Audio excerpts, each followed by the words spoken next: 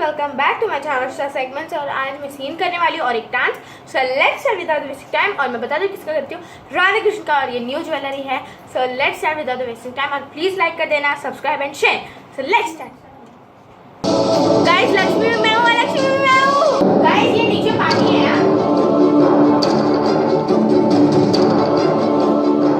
ये क्या? चेहरे में मेरी परछाई इतनी विचित्र क्यों दिख रही है? मेरे मुख पे ऐसे भयावह भाव।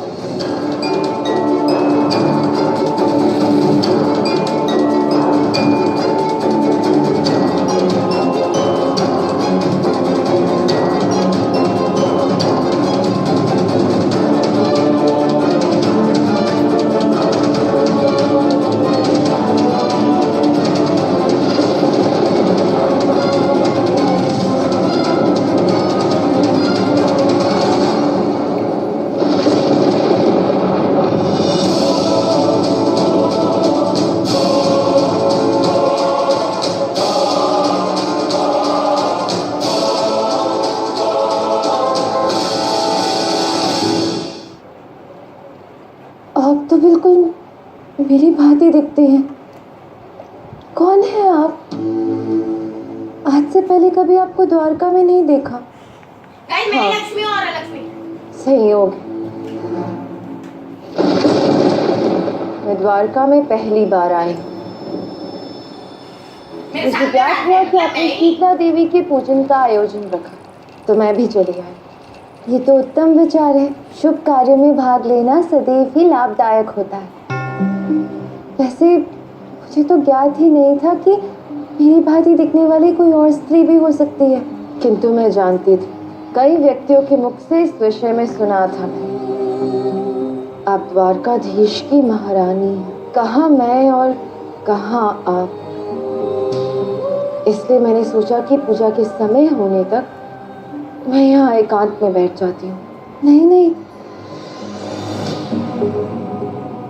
वैसे मैं महारानी नहीं, कृष्ण की सखी हूँ। और क्या आप जानती हैं कि द्वारका में यदि कोई भी आता है तो वो द्वारका का अतिथि होता है। आपको मेरे साथ महल। और देखिए, मैं यहाँ द्वारका में आपसे परिचिता भी हूँ। चलिए हम साथ मिलकर देवी शीतला का पूजन करेंगे। देखिए, आपको कहीं बाद में पछतावा ना, क्योंकि मेरा स्वभाव थोड़ा विचित्र है। अर्थात निमंत्रण मिलने पर मैं उसे तुरंत स्वीकार जो कर लेती हूँ। तो ये तो अच्छी बात है ना, ऐसा ही स्वभाव होना चाहिए। पता नहीं आप क्या सोचेंगे, किंतु मुझे आपको पहले ही बता देना चाहिए। यदि मैं किसी एक स्थान पर रहती हूँ तो वहाँ कई दिनों के लिए रुक जाती हूँ, मानो अपना ही घर। अब तो आप समझ गए ना, यदि मैं आपके साथ महल में आई तो कहीं आपको असुविधा ना हो।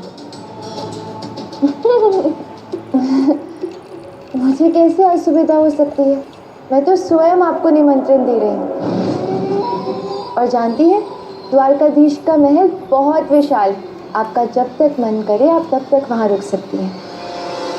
और हाँ, मैं आपको वचन देती हूँ कि मैं आपको कभी राजमहल से जाने के लिए नहीं कहूँगी।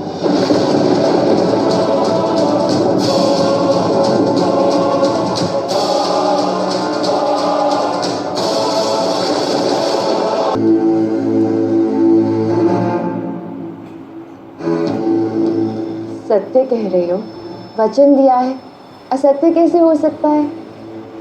अच्छा, आप आई कहाँ से हैं? मैं सुदूर दक्षिण के गांव से आई। और जा कहाँ रही हैं? अपने प्रिय के समीप। बस ये समझ लो कि मैं यहाँ तक उसी के लिए आई, क्योंकि मुझे उसे पाना है। मुझे नहीं पता कि आपको प्रेम के विषय में कितना ज्ञान है, किंतु यदि आप प्रेम को समझते हैं तो मेरी खोज को अवश्य समझें। आप दुखी मत होइए। यदि आवश्यकता पड़ी तो आपके प्रिय को खोजने में मैं भी आपकी सहायता करूंगी। और जब तक आपको आपका प्रेम नहीं मिल जाता, आप तब तक द्वारका में रह सकती हैं।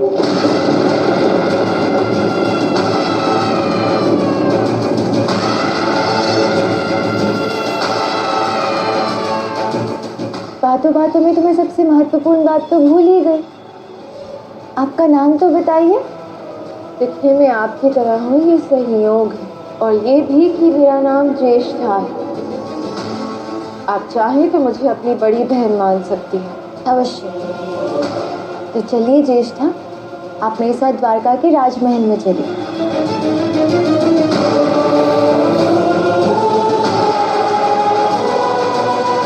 चलिए।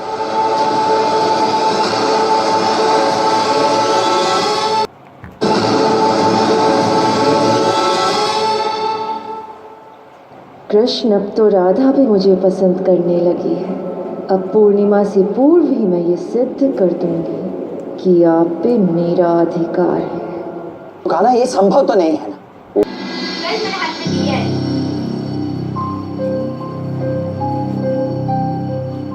संध्या हो आई है और दिया बाती भी नहीं हुआ महल में।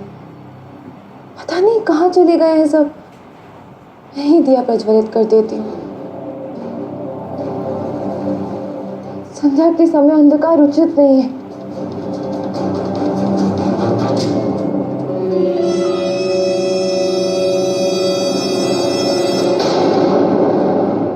अरे तुम क्यों दीपक प्रज्वलित कर रही? तुम तो स्वयं प्रभा हो।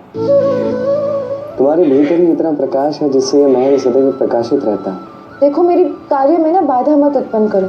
पूरे महल के दिए जलाने हैं मुझे। महल में अंधकार अच्छा नहीं लगता। मुझे ज्ञात है अंधकार तुम्हें अच्छा नहीं लगता। चलो मैं तुम्हारी सहायता कर देता। नहीं, मैं स्वयं ही कर लूंगी। संध्या हो, तुम भी सो जाओ। मुझे ज्ञात है राधे कि तुम क्रोधित हो और स्वाभाविक भी। मैं जानता हूँ कितना अधिक अंधकार तुम्हें प्रिय है, और वैसे भी अधिक से अधिक लोग आज सो ही रहे हैं। दैनिक कार्य भी पूर्ण नहीं हुए। तुम प्रसन्न कैसे रहोगे? देखो, मुझे मेरा कार्य करने दो।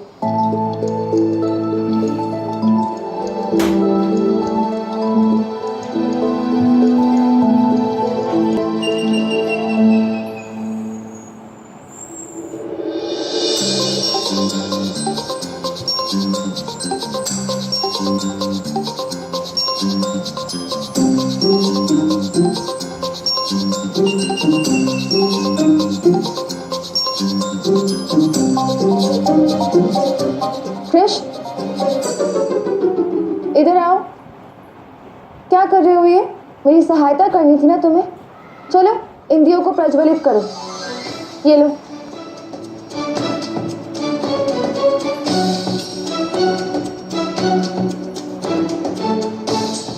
समझ में नहीं आ रहा है कि सबको आज क्या हो गया। इतनी गहरी निद्रा में क्यों है सब? मैं कुछ कह सकता? क्या? जब भी तुमने भोजन परोसा है तो सभी ने उचित समय पे अपने कार्य पूर्ण किए। अब जब से तुम्हारी ज्येष्ठा, जैसे आज तुम्हारी ज्येष्ठा ने सबको भोजन परोसा है, तो देखो क्या हो गया। मुझे लगता है कहीं न कहीं इसमें तुम्हारी ज्येष्ठा का ही हाथ है। ऐसी कोई बात नहीं है। महल में अंधकार देखकर मेरा मन विचलित हो गया था, और द्वारका का राजप्रसाद तो सदैव प्रकाश में ही रहता है ना।